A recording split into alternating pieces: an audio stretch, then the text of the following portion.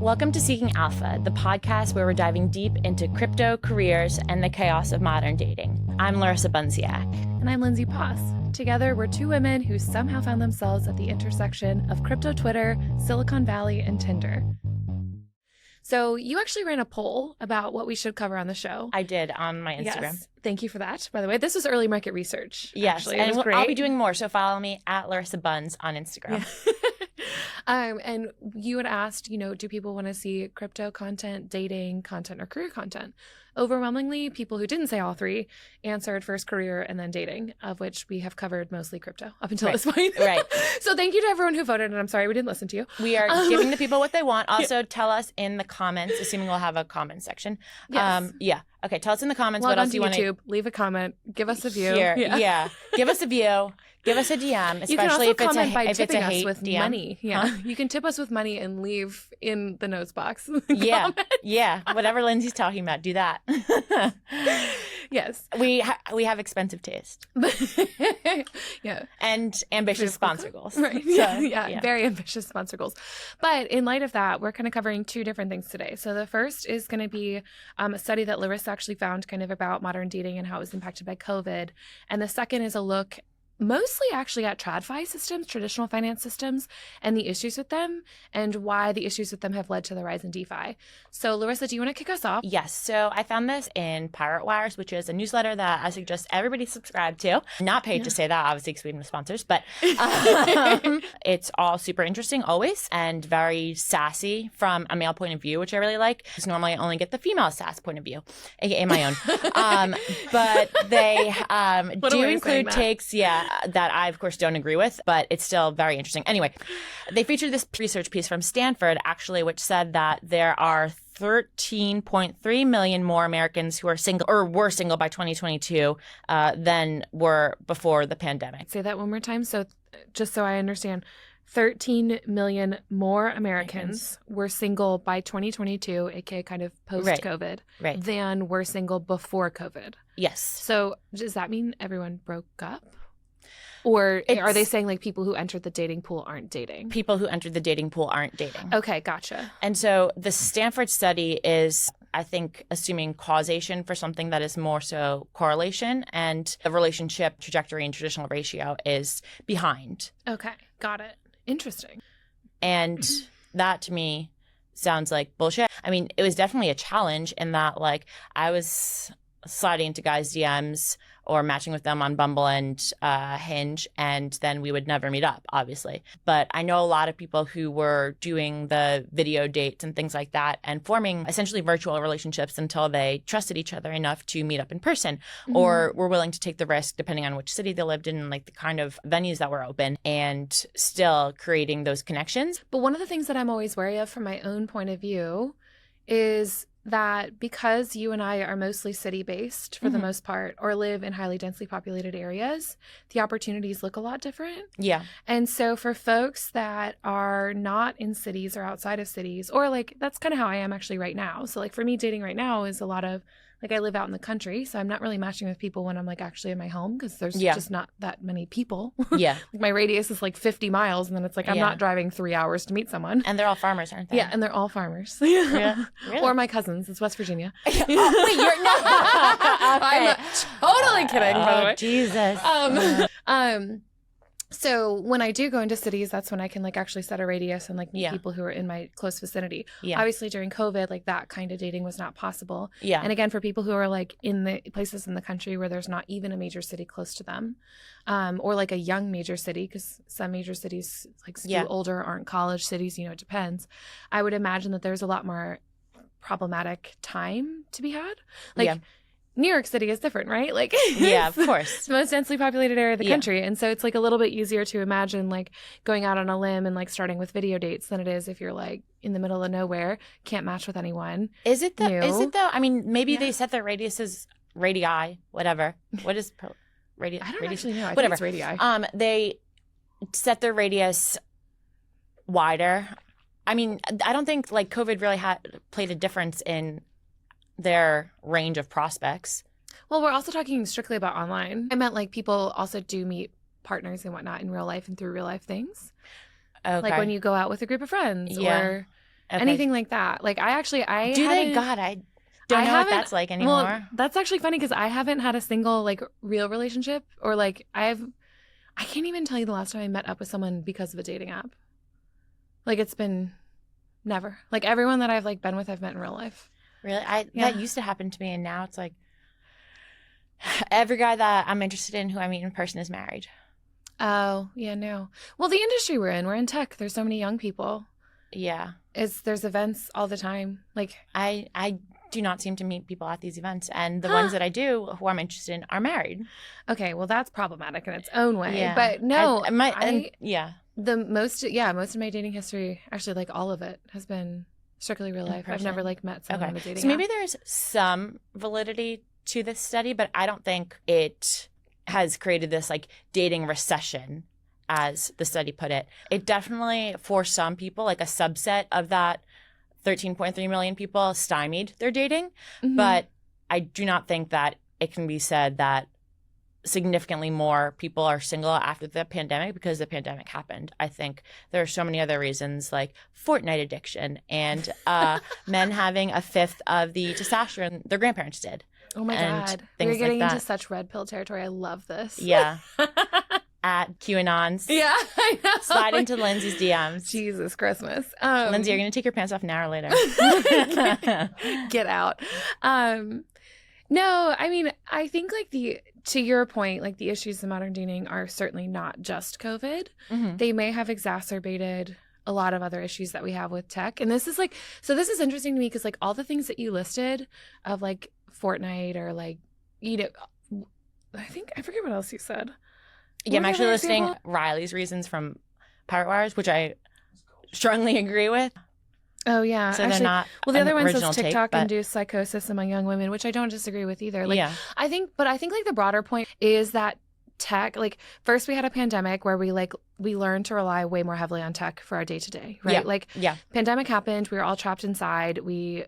Even like for me, not having live sports was like a huge form of entertainment that I like really deeply missed. And that was filled by something else that was technology based. And so like, to your point about it not being exactly COVID, I think like coming out of COVID, what's been interesting is we all changed our relationships with technology as a result of being trapped inside. And there have been consequences, both negative and positive, to that change. And so we are seeing some of the results of that. I think it would have happened COVID or no COVID just because tech is so pervasive. Yeah. But COVID certainly like sped up that timeline and like it's very much like a crash course and like technology runs your life now all of a sudden. Yeah. And so it like definitely sped up that timeline in a way that like we haven't been able to adjust from yet, I would say personally. Like, you know, rather than it being like a gradual build into like remote work or something like that, like we had all of this at once, like remote work, remote school, you're not seeing your family, you're developing new tools, remote dating, like you're doing all of this stuff at once. Even entertainment, like entertainment is completely different. The landscape for that is different. Nobody was filming new things. Like everything changed instantly in a way that like made us all, I think, like adopt technology so much faster. Whereas I think gradual adoption wouldn't have led to such the same amount of issues, maybe, or like there would have been time to adjust. Like there was no time to adjust because it was every area of your life was now reliant upon technology for you to function in the same way you did when you were outside in the world. Okay, that's fair. I guess I'm seeing it more now in retrospect. I mean, just last night we were two single ladies out on the town and there we were sitting the fuck across from each other at a very nice restaurant with the whole night ahead of us and swiping. I actually fucking paid $50 for a Hinge subscription. Refund me now, fucking Hinge. I have found zero prospects. Hinge will not be sponsoring us. Unless, you know, give me a good experience on it and then I'll say nice things about you. But yeah, not accidentally, paid $50 for a subscription. It did not get any better. But rather than being inclined to go out and meet people, which at the start of the night we were, it was just so much easier to like sit there and like swipe. And I mean, I personally got nothing from that experience. No. You found a man who had the same name as you. Oh, yeah, which but was funny, but has no legs to that. Right, yeah, we didn't match, so it didn't matter. That was like truly the most interesting part. But no, and I will say like you and I, we both spent some time swiping, and then it got to a point where we're both like, this isn't fulfilling in any possible way. Yeah, and then I'm like, I'm tired, let's go to bed. Yeah. Well, and I said like, let's just go talk to people at a bar, I guess. And I know for me, and actually this relates to the study a little bit, but I don't want to spend my limited and precious free time with people that I don't know, or trying to make small talk with people that I don't know in an intimacy capacity. I don't mind doing that in a work capacity because that feels like it may lead to like further success. Right, but like, right. why would I spend my limited free time Yes. with people that I don't know when I could be spending it with someone that I'm like actually interested in getting to know, like Yeah, you, or yeah. like my other friends or my family or the people that I love. Like, so I do think that like maybe coming out of the pandemic and like having the world open again and having all these possibilities, I'm like way more protective of my Yeah. free time than I was before. Yeah. I'm like, I'm not going to waste my time on this. Yeah, I think that's a very good point. And I think about that all the time because it's a trade-off. I am always trying to have these new experiences. Like that is something that I am very interested in, like always wanting to meet new people and learn new things and try new things, go to new places. But then also like I do have a strong inclination and preference for like reading a good book and eating funfetti Muddy Buddies after maybe smoking a little. I'm sorry, Mom. I told you not to watch this or listen to this. But yeah, and it's legal now in New York, recreationally. But we are literally never going to get sponsors. This anyway, is great. funfetti Muddy Buddies, fucking eat those. Those are amazing. Which, by the way, yeah. So our plan was to go home, go to club bed, and we had to make a pit stop at 7-Eleven. And Lindsay, responsible Lindsay, gets a fucking water. Yeah. I get funfetti Muddy Buddies and proceed to eat the entire thing. And Lindsay didn't stop me. No. Because you're fake as fuck. I'm sorry. I'm just kidding. You're like one of the realest people I've ever met, actually. Everything's real except my hair. Exactly. But no, I think like, so there was a Jim Carrey quote about this. It was something to the effect of the danger with being alone is that it gets easier with time. And so I'm definitely feeling that. Like, we haven't talked about this much, but I got out of a very long-term relationship and started immediately dating someone and then had another breakup. So I've had like 2 breakups that are very back-to-back that have been very difficult to deal with. And at this point, like, I go on the apps and I swipe and there's like truly nothing behind it. Like, they're intentionally made with a gamified approach and I use them like a game. And I don't feel great about that because I'm someone who loves connecting with people. Yeah. It's like one of my favorite things to do. And so I just feel icky. I close them. I don't talk to anyone. Before, like, I actually have kept Tinder on my phone for approximately a whole week now, but like before, I basically last for about 45 minutes from profile creation to deletion of the app entirely, because like I just couldn't get into it. And I am afraid now that I've like had these experiences. I'm like a little bit more protective. Obviously, the apps are not something I'm like deeply interested in. I'm like, how am I going to like find the next relationship when I'm like enjoying being alone? Like, what does that look like? And I'm so protective of my free time and like all these things, you know. But it probably just means that you're gonna find the right thing next.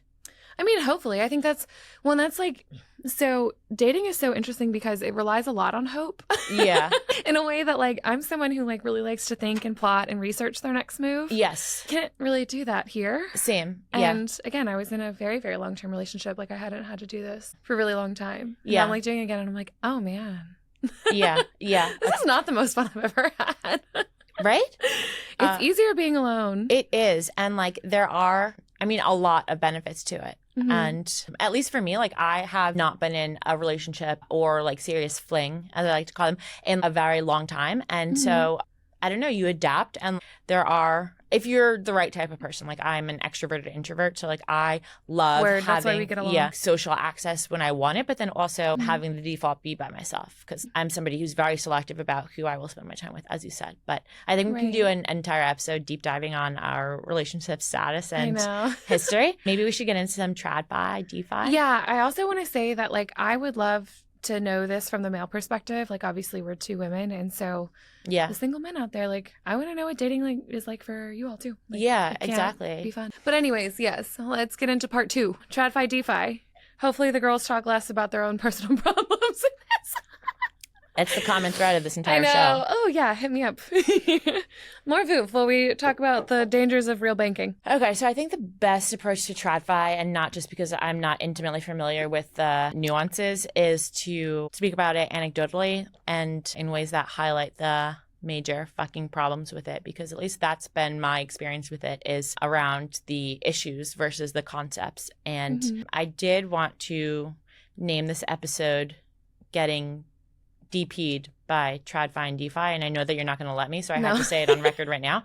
But the reason is because I feel like you're also in this boat. I'm learning concepts about traditional finance through decentralized finance, like Correct. almost backwards, because I'm learning about the 100%. solutions that exist now in DeFi and how they pair up really well with a lot of the problems that TradFi has. So I don't know if you want to go through like loans and banking and things like that specifically. I mean, I want to give like a big broad overview of just like the monetary system in general, because I do think that it's important to understand it. And as you said, I got into crypto like not knowing it and being very intimidated by it. And that's the thing for me is I was super intimidated. I thought I like wasn't smart enough to understand these things. And then as we've been learning them, I'm like, oh, this isn't actually that hard to understand. And so I want to like kick off by like giving the basic tools to kind of understand how the monetary system works so that everyone can feel confident in kind of having some concept of how it works. But banks are essentially holding cells that store, save, and invest the money that they're given. We work on what's called fractional banking reserves. So it used to be that banks were required to keep 100% of the amount that people had deposited in the actual bank so that when people would come and get their money, they could come and get the full amount that they had in the bank. There is a system invented called fractional reserve banking where the banks would then keep actually a fraction of the deposits that were presented, so a fraction of the reserves. It's very aptly named. And they would take the rest of that money that had been deposited and invest it in other things. So invest it in mortgages, in bonds, in like all kinds of other financial instruments. It's just important to know that when you deposit your money into a bank, they don't keep that money dollar for dollar in their reserves. They actually take that money and they reinvest it in other things. And that is where they get most of their rewards from. So they're taking your money and they're doing their best to grow it for themselves to reap the benefits of that growth. Because God forbid they should keep the money on hand that you gave them to hold. Correct. Yeah. And the thinking being that there will not be a time when every single person who has an account with them and has deposited money will want to take that money out, which would be called a bank run. Correct. So again, like during the Depression and stuff, when everyone was running to the banks to get their money and they couldn't, like that's why, because only a fraction of the amount that's held is there. And I do want to, I'm not a huge fan of TradFi, but I do want to point out that the reason why this system was invented is because it does open up a significant amount of economic opportunity. So the banks, when they are investing that money, they are reaping huge benefits. It's mostly in self-interest. It does also allow for things like business loans and mortgages and like all of these other things that help society grow. So they're taking your money to grow their own money by then contributing in some ways to the economy. I don't want to act like I think that like TradFi is like doing this for the love of the game and like they're great, but they're doing it for the love of their own game. Correct. They're doing it for the love of themselves for sure. But I do want to note that it's not like they're holding on to all your money and like just not doing anything with it that changed the system in a way. Like we're past the point of them doing it for good. But when fractionalized banking was invented, it was specifically done to grow economies. Right. So it started off with like somewhat of a good intention and then like everybody wins situation. And it has very much morphed into not everyone wins. Yeah. But the underpinnings are there, you know, like having loan programs and mortgages and bonds, all that stuff is important. Yeah. So like, I don't want to like throw that out. Like, but they will give you 0.00001 interest earning. Yes. On your account. The amount of cost benefit, like the benefit is shifted massively towards the banks. It may not have been that way when fractional reserve banking started, but we are way past the beginning days of that in the early stages when there was kind of a more democratized system that was like, let's grow the economy. Like that's not it anymore. So like I said, huge benefits. And the tools that are available to actually kind of get involved in this system for the average person are extremely limited. So when they say it takes money to make money, that's like absolutely true. So for the average person, you're putting your life savings into a bank and you're paying your mortgage out of a bank and you're using a bank for all your financial transactions. And the bank is reaping the benefits of that money.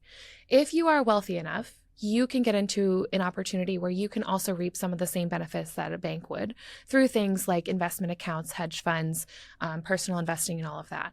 If you are not wealthy enough, there are really no options for you to grow your money. You're just getting fucked. Yeah, you are. Like someone else is making all of the money off of your money because they're taking a group of people and taking all of their money and then putting it into something where they can make a ton of money and that group of people gets nothing.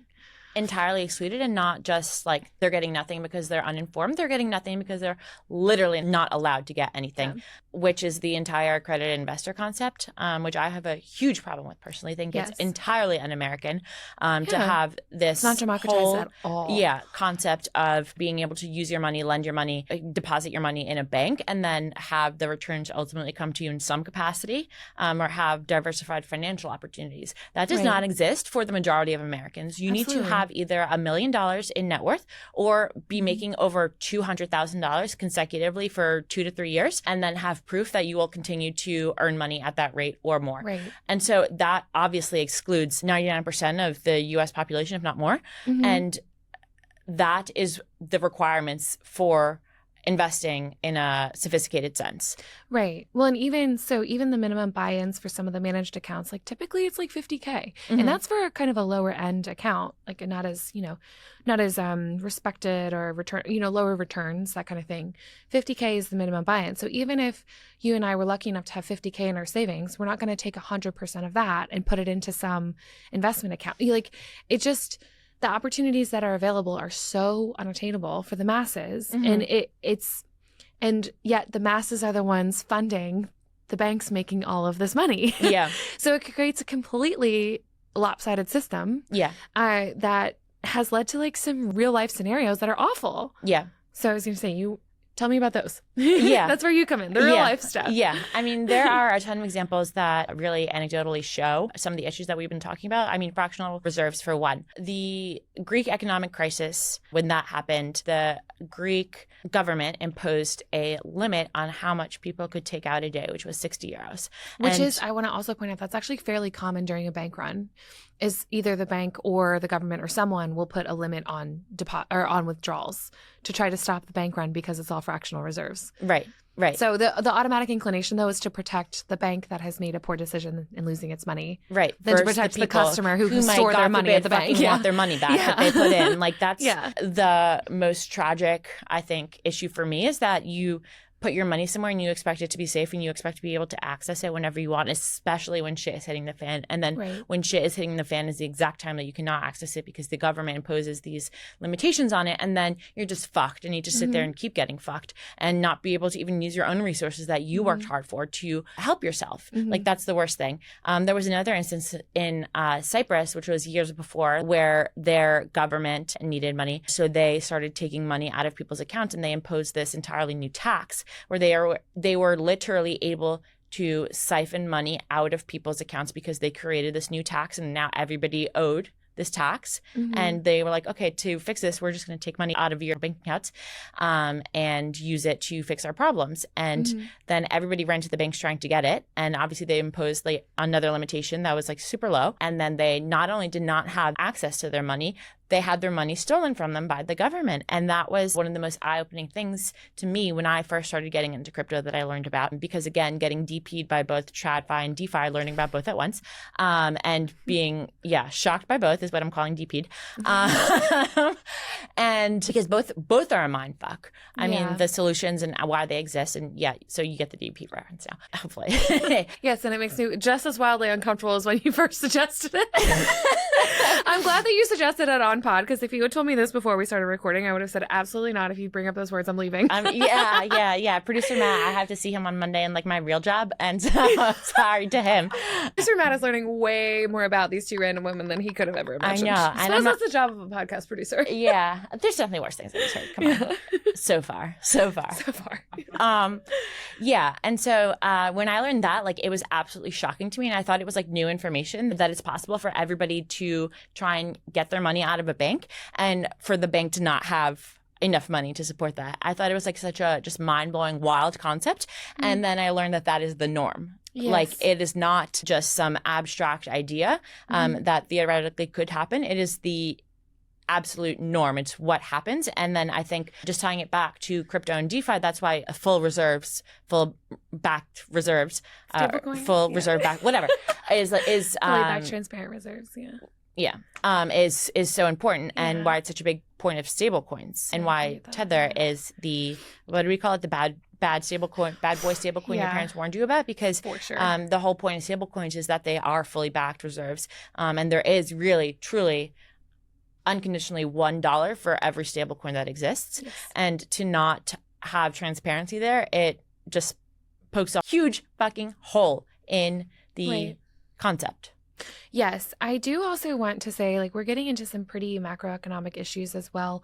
There is reasons why, organizations like the Federal Reserve, why governments put certain macroeconomic limits on different things to try to smooth a crisis or maintain like the validity and integrity of the financial system. I think one of the reasons why I can't fully get like crazy red pilled online is because I am someone who still understands the intricacies of operating at a level where you're trying to look at 100 million people rather than one person. But are you saying I'm self-absorbed? No, not at all. Is that a dig? No, I just want to make sure. Well, I just want to make sure because I think like in the world of crypto, and this is something that I encounter a lot, and I don't think you're like this at all. I find a lot of like, fuck the government, they're the worst, like kind of things. And there are massive issues in government and fiscal policy, in traditional banking, like enormous issues. We can't just throw away those systems yet. Like we can't. Right. And those systems, while hugely skewed towards the wealthy, undoubtedly, are also the underpinnings of our current society and lives. So like we also can't just throw it away. Yeah. Just say like, oh, fuck it. Yeah. Yeah. So I am someone who, as we sit here and point out all the problems, is also intimately aware of macroeconomic policy and the difficulty in trying to smooth out a system so that it at least somewhat functionally works for hundreds of millions and billions of people. So I want to put that out there that like we are going to only talk about the bad because the bad is the thing that our industry is trying to fix. And it's most pervasive. That doesn't mean that there's like not some structural integrity to the things that are out there. Yeah. So like that's my like forewarning for everyone listening. I'm not expecting everyone to go out and be like, fuck the banks. Like you can't. Like you need banking in your everyday life to survive. Like it is what it is. We haven't gotten to a point where that's not true yet. Yeah. And the way we're gonna get to that point is not by like being like, let's burn down the banking industry. Like it just doesn't work because that's not how you onboard people. It's not how you get people interested in solving these problems, by being like everything you know is wrong. And like so I wanna like temper our perspectives with that.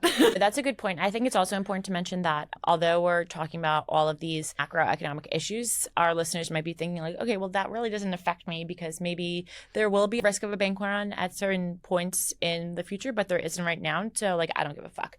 But it's important to hold a more global view. And if you have any source of empathy, think about people around the world who do have a very real risk of this happening at any point, any time of day, every single day in their entire lives, because that's how their country is run.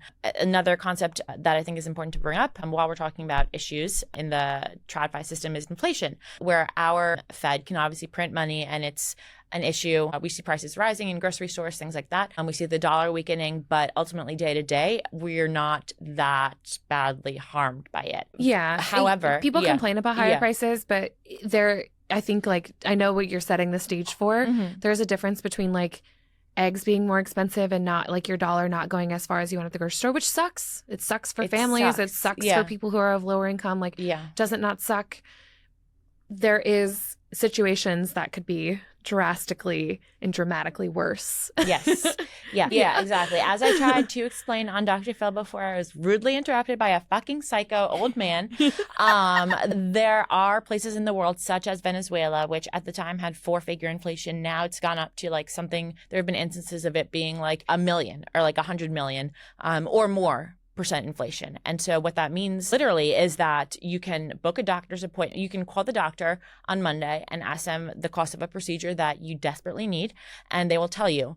And then you will allot that amount of money in your savings, or however much you're working that week. You will make sure to make it that much, and then you'll go there on Friday, and the price will be radically different. And the amount of money that you've saved will be not even close to enough. And that is because the government can tweak and manipulate the currency to equal whatever they want it to. And there are, I mean, obviously in the US, there are certain regulations and limitations as to how much the government can do. And it's more democratized in the decisions that are made. But for somebody who is living in an economy like that, and that is their day-to-day lives, and that is a large percentage of the world, it's like over 50% of the world lives in some degree of financial authoritarianism. And like, that's a fact. And it sounds fucking crazy, but it's true. And so if you are living in that type of situation, like traditional finance, the issues that we are talking about are nothing. Like, they are nothing. But still, the concepts that we are talking about are incredibly important. And like I said, if you have any source of empathy or any degree of concern or awareness for people beyond yourself and beyond your immediate circle being the US, like, you need to be thinking about these stuff, not just for the sake of the betterment and improvement of other people's lives, but also because of international trade and international relations and the economies across the world being so intertwined now. Absolutely. Well, and to your point, so we often do forget about that. Like, I know we've been sitting here complaining about the problems of banking, but in a lot of economies, there's not even access to banks. Right. And so imagine living in a fully cash-based economy and, you know, inflation is nuts. And all of a sudden Venezuela goes from printing 100 peso banknotes to 50,000 peso banknotes that they have to get specially printed because inflation is so out of control. I think it is very easy for us in the US to sit around and criticize the systems that we have, which deserve criticizing, but also not necessarily recognize that there is at least some stability and economic opportunity that comes with these systems that we are lucky to participate in. You know, we have Venmo. We can send money to each other digitally very easily. Yeah. And that's a Web 2 based application. We have all these opportunities. We can go get a small business loan. We can go open a long-term savings account and have it be FDIC insured up to $250,000. Again, there are massive issues in our traditional banking system. But to your point, like, not only are we in this industry because it fixes the issues that we have here in a country where we generally at least have a banking system that is present and available, but it fixes a lot of issues in places where there is absolutely no tradition. There's no TradFi. There's no loaning money. There's no small business loans. There's no borrowing. There's no savings. Like, there's not having a savings account. I guess like recently that's been a kind of passion of mine because in our industry, we do hear a lot about the unbanked and the underbanked. And I think it's like, it was very easy for me to imagine that kind of theoretically, but then when you get down to the tactical issues of just not being able to save money, and you start thinking like, oh, then you can never buy a car to get a better job. Right. You can never pay for a work program for a different opportunity. You can't afford to send your children to a better school if you would like to. You can't save money for a down payment on a house. And so it just snowballs into all of these other issues where economies are left in like a very low state of evolution. Right. Because nobody can do anything. Right. Yeah. Nobody can do anything. Yeah. And that's not because the individuals are incapable or because there is a lack of interest in doing these things. Like, I think that's the biggest misconception. It's like, oh, they, you know, people like don't want to buy houses or send their kids to better schools. They don't want to work. Nobody wants to work these days. Right. Yeah. Thank you, Kim Kardashian. Nobody wants to get out their fucking asses and work. Yeah. That's the issue, Kim. Thank you. Yeah. It's totally not that. It's that like financial infrastructure is a massively important tool to get any economy moving forward. That is, I think, actually why I gave kind of the disclaimer about fractional reserve banking, because part of that system does create the financial infrastructure that I'm talking about. Again, that was the intention of it. I think that intention has gotten massively skewed in time and benefits the wrong people. But like, again, at least we have a financial infrastructure that we can work on. Yeah, exactly. Having none is like... And iterate on it. Yeah, exactly. What do you do? So all this said, let's talk about DeFi because we have listed absolutely no reasons as to why it should exist, as to why we should decentralize finance. And so, so DeFi does stand for decentralized finance. And so the idea is that rather than sitting your money in something like a bank, there are other options on things to places to place your money to participate in financial infrastructure. So, I mean, we all know that I am a huge fan of the Stellar Network and the work that's happening there. One of the reasons why is because it often goes into places that are unbanked or underbanked and creates tools for financial accessibility. And so, like, what does that look like from a very practical point of view? So savings accounts is just one way. And I've like I said, recently become very passionate about specifically savings accounts. These aren't even like the most fun, sexiest option in DeFi for sure. But in a cash-based economy, it's a huge deal to be able to have a savings account. Right. If you save wads of cash in countries that are economically unstable, you're opening yourself up to the possibility of violence in many ways. And if you're in an unstable place, how are you going to transport that cash if you need to move, if you're encountering a crisis or a war or something like that? You can't. And so having access to digital savings is huge. Also for inflation. So being able to save in a currency that's not your home currency, that's not hard cash, is a massive way to fight inflation. And so that's why I am so passionate about stablecoins. And so we talked about stablecoins in a previous episode. Stablecoins are essentially digital dollars that are fully backed by accessible and transparent reserves. And so unlike fractionalized banking, you actually have to be able to say you have this amount of money. There is still ways to invest those reserves in things like short-term treasury bonds and high yield savings and things like that. So they tend to be a more centralized resource. So stablecoins tend to be operated by a company that will take, say, the investment that we put in and then invest it in something else that is highly liquid. So if everyone ran to get their stablecoins translated into real dollars, they could. So it is a centralized resource, but it's also a very dependable one. The United States dollar is a dependable currency. The euro is a dependable currency. And so if I'm living in Venezuela, for example, having access to a place where I can save United States dollars digitally, not in hard cash dollars, is a huge, huge boon to my personal economic development. And so savings accounts are just one very minor way. Yeah, so DeFi is important because we've talked about crypto and stablecoins specifically and the importance of them serving as a currency in a way to store money other than fiat money. But decentralized finance, DeFi, lets you do so much more with that money. So much more. Yeah, so it's beyond just parking it somewhere. That's not enough. You don't have to just put it there and hold it or hodl if you're in crypto now, hopefully you are this many episodes in. Huddle means hold on for dear life. But anyway, you can loan it and gain interest yourself versus having your bank loan it. You can do other stuff, which Lindsay, you talk about now. That's what I was going to kind of get into. Those activities that I talked about earlier that banks partake in, when they take your money and they reinvest it in certain things. That is, the bank then acts as a middleman between your money and the yields from that investment. The bank is in the middle holding your money, capturing the benefits of whatever investment they choose to make. What DeFi does is remove that bank as the middleman. So then instead you hold your money and you can choose where to invest it in order to then be able to reap those benefits. And so some really obvious examples are you can stake for money. So I'm not going to quite get into exactly what that is today, but just know that basically you can put up your money against the validity of a network to secure its transactions and you earn money back for doing that.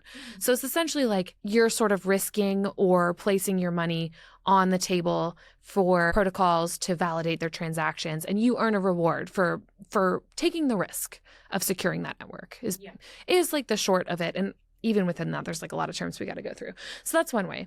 But there's also lending and borrowing pools. And so those operate very similarly to how a traditional bank works. Lending and borrowing pools allow people to take their money and give them out to folks who are going to then either invest it, build a business with it, whatever it may be, whatever the rules of that lending pool are. You put your money into the lending pool and you receive a portion back of profits from whatever the folks who took that money on decide to do with it. And so that's exactly what banks do, precisely, but you can choose how much you put in. So I actually have one where I just put in $10. I could never do that with a traditional bank, ever. And so I could put in $10 into that. And again, for developing economies and smaller communities, this is actually the whole idea of microfinancing is that they take a community resource, put it into a pool, and then use that to strengthen the community.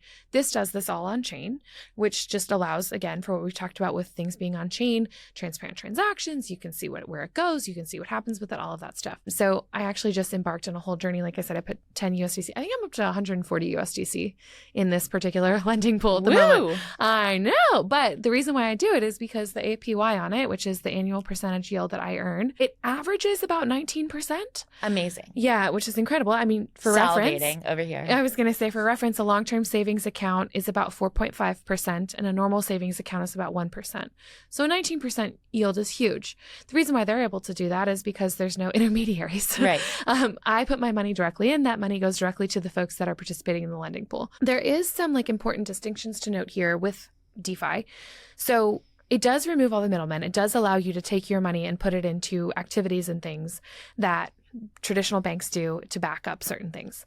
With that being said, the promise of traditional banks and why you store money there is because it's very secure. Right. In a DeFi world, you have to be a little bit more intentional with where you're putting your money. You do Right. have to do your own research. Right. Unless you choose to go with like a huge lending pool that's owned and operated by maybe a traditional financial company or a crypto financial company that's developed a good reputation for not losing investor money. Right. So of course, like DeFi is actually where the most crypto scams take place. Yeah. And so while this does an amazing job of solving so many problems in traditional finance, it does open up its own problems. Yeah. This isn't like a perfect system either. The problems come from bad actors wanting to take and do bad things with your money. Yeah. So that's what happens. But it also is really a chance for like completely new applications to be built. And I remember this one example that was given to me a long time ago. They're saying like when we really achieve success is when we have, say, a shopkeeper who's in India who has a very low net worth, say, their freezer goes out. And that night they're able to access a community lending pool that earns a yield for the people that buy into the pool, and immediately receive a $3,000 loan that's eligible for repayment and order a new refrigerator that day or the next day and not lose any of their business. Like that is the Perfect success and instance. promise of Yeah. DeFi because all of these transactions happen quickly. It's not like a bank. You don't have to fill out an application, wait, Right. receive your money, sign on to crazy terms. There is terms associated with it. All those terms are encapsulated in a transaction on the blockchain, so they're immutable and permeable and you're held to them. So it's very safe and secure. But everything about that happens with way more speed.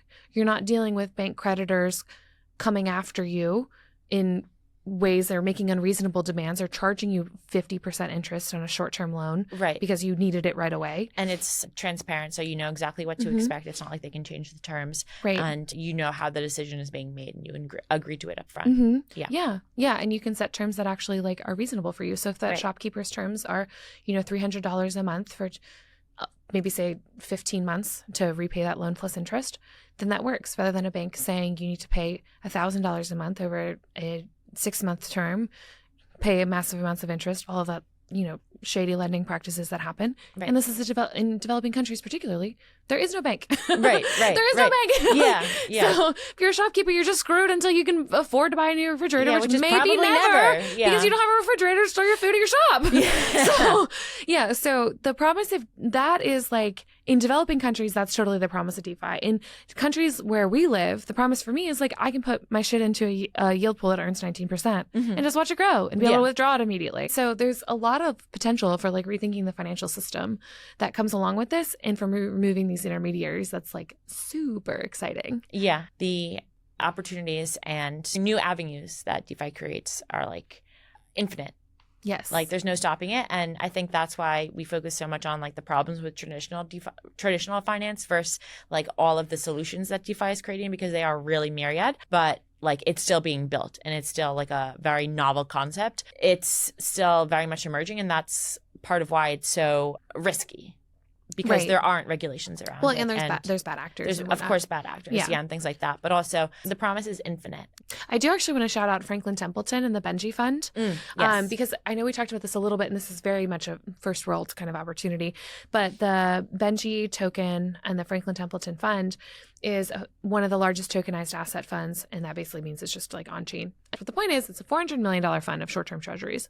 But we talked earlier about these funds having $50,000 buy-ins. They're funds managed by a human being who makes good decisions with the investment, whatever, grows it. They take tons of money and they make money.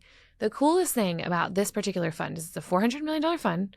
The minimum buy-in is $20. Amazing. And there's a token that's actually tradable in this fund.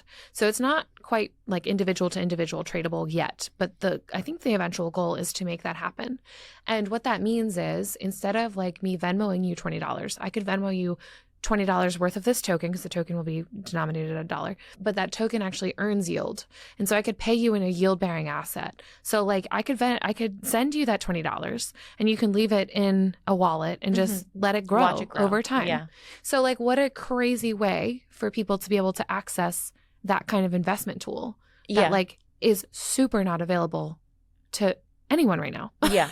That's actually an incredible point that there's the only $20 buy-in, because I don't know what the buy-in is for BlackRock's, but BlackRock's Pretty sure minimum is $50K across most of these funds. Yeah, so BlackRock also has an on-chain fund, just like Franklin Templeton. Franklin Templeton's is built on Stellar. BlackRock's is importantly, Ethereum. BlackRock's is Ethereum, but interestingly, Franklin Templeton's has hundreds and hundreds of holders, people who are participating in the fund. The Ethereum built one by BlackRock has, I think it's like under 20 people who've bought in. Yeah. And it's a bigger fund. So obviously it's just recreating the traditional system. And I assume their where buying wealth is isn't shared. a lot higher. Yeah. Mhm. Meanwhile, it's skyrocketed because people in traditional finance are just repositioning their money into DeFi, whereas Franklin Templeton's is just creating new opportunities for diversified amount of investors to participate in this new economy. Yeah, I really love. I think that fund's so cool. I think like the idea of like me being able to like pay someone low amounts in a yield bearing token is like Amazing. Yeah, Amazing. It's a very like nerdy, but that's the kind of stuff where it's like, no, this could actually like really change like the way we think about our own money. Yeah, which is yeah, so exactly. exciting. Like I think am it's so cool. perpetually forever like unflinchingly in debt to my mom, like for the amount of shit. Not only that she has just like paid for me, but also the amount of like emotional stress that I have put her through. Like everything. That's Although real. Mom, shout out, I told you not to watch this Yeah. or listen. But like, yeah, if I could pay her back to any degree in a yield bearing asset, that Imagine just doing like $10 a month or something I'm just and over time, like just which like watching it grow. I'm not actively paying her back, but like for Christmas gifts and blah blah blah. Like, hey, here's a lot of this, like it'll grow. And like maybe that time that I came home too late when I was 16 and puked all over the dining room table didn't happen. You are such a wild one. I love hearing these stories. Okay, so we covered why nobody's dating. Yeah, importantly, circling back. We solved macroeconomic problems. Yeah. We solved individual economic problems. Yes, thank you. What can't we do? What can't we do? Nothing. Nothing. I think that's enough for this episode. It absolutely is. Probably more than enough. Oh, yeah. Yeah, so anyways, you know the gig. Follow us everywhere at Seeking Alpha Pod, not on TikTok, our running bit. Follow Larissa at Larissa Buns. On Instagram. And Twitter, right? Full Larissa? name. Oh, Larissa Bunziak on Twitter. Professional on Twitter. Wow, government name. Yes. Bold. Follow me at Lindsay Boss and at Lindsay the Boss on Instagram. Amazing. Amazing. It rhymes. It's very fun. If you leave a 5-star rating and review, it will help us so much. It will. And if you send the pod to a friend, it'll help us even more. Send it to 5 friends. Send it to 10 people you hate. Maybe like and 5 also people like you like. listen to it on every platform multiple times. Yeah. Like leave the YouTube running in the background. Mhm. Send us, if you work for a company, convince them to sponsor us. Oh, yes. Especially if you work for Casamigos or Veuve. I don't even know if I'm saying Veuve correctly. I don't drink it I often thought it enough was Veuve Cliquois. It probably is. Now we have to I don't know. re-record this entire Call me shit. Emily in Paris. Yeah. Oh, okay. And also let us know what you want to hear us talk about. Yeah. DM us. We're here for you. I was going to say, at the risk of like being a little too available, I do want people to DM us. Yeah, especially the haters. I've been saying that all along. I know. DM Larissa with the hate. Yeah. DM me with the compliments. Yeah. Lindsay can't take the heat.